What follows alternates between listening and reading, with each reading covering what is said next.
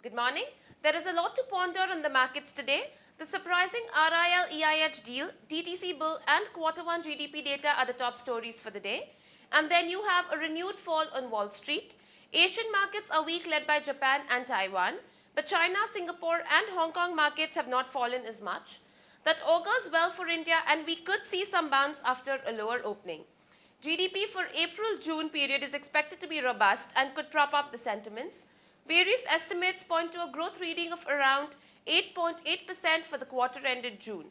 The fact that the DTC bill has kept long-term capital gains tax nil and slashed short-term capital gains tax may also give an added fillip to the bulls. Auto and cement sales will also be in focus tomorrow, as will be Friday's monthly US jobs data. Manufacturing PMI reports from across the globe will be released on Wednesday. The overall undertone will still remain cautious, with a slightly negative bias given the murky global picture. The Nifty could find support at around 5,370, but do not expect it to spring up to 5,600 levels anytime soon. Kingfisher Airlines could soon be in spotlight as the board meets today to consider fundraising. FIIs with net buyers of Rs 1.84 billion in the cash segment on Monday provisionally, as per the NSE website. The local funds were net buyers of Rs 687.1 million. In the F&O segment, the foreign funds were net buyers at Rs 16.17 billion and FIIs were net sellers of Rs 328 million in the cash segment on Friday. The government plans to roll out the new direct tax code from 1st April 2012. The Direct Taxes Code Bill has proposed to retain the current tax system of exemptions for SEZ notified till 2012, but imposed a 20% minimum alternate tax.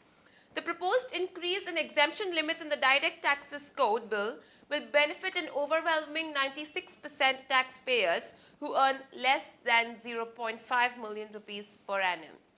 The Telecom Department has turned down the Armed Forces' demand for a permanent waiver of spectrum charges on all airwaves that is used by the three services, that is Army, Air Force and Navy. India will soon implement the free trade agreement in goods with two more Asian countries, that is Indonesia and Cambodia. Reliance Industries has acquired a 14.12% stake in EIH for Rs 10.2 billion. NTPC has signed a memorandum of understanding with Bangladesh Power Development Board for setting up two 1,320 megawatt each power projects at Chittagong and Kulna in Bangladesh. Jubilant Organosis has signed a long-term contract worth $33 million with a US life sciences company for its custom research and manufacturing services business. Reliance Communication has set up an integrated third-generation innovative laboratory to develop applications for mobile services consumers. Pharmac, a New Zealand government drug funder, will fully fund a brand of quetiapine drug made by Dr. Reddy's Laboratories. NTPC may offer up to 49% equity stake to Qatar Petroleum in its gas-based project at Kerala. Videocon is negotiating with foreign companies for sale of a 26% stake of its subsidiary Videocon Telecommunications. Gujarat State Petroleum Corporation Limited has imported its fourth LNG cargo under the short-term supply contract with Spanish company Gas Natural. Moving on to the recommendations, the technical calls are: a sell on Nagarjuna Construction. We advise initiating short position below Rs 151 with stop loss of Rs 154 for a target price of Rs 145, and a buy on Tata Steel. We recommend traders to buy the stock between levels of Rs 525 to Rs 529 with a stop loss of Rs 519 for a target price of Rs 546, and traders are advised to build fresh long position on a successful close above its 100 DMA, that is Rs 534.